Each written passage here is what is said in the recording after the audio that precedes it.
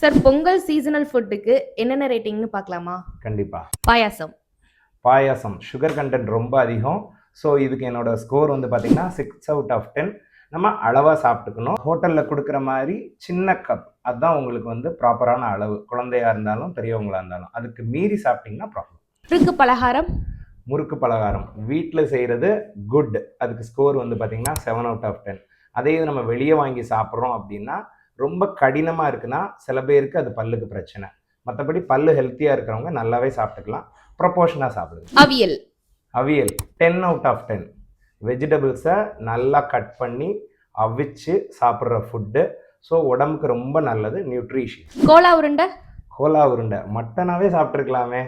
So still நிறைய பேர் Cola உருண்டை பிடிக்கிறனால இதுக்கு ஸ்கோர் பார்த்தீங்கன்னா 7 out of 10. லிமிட்டடாக சாப்பிடலாம் since it's a fried item. Venpongal vada the best breakfast of South India.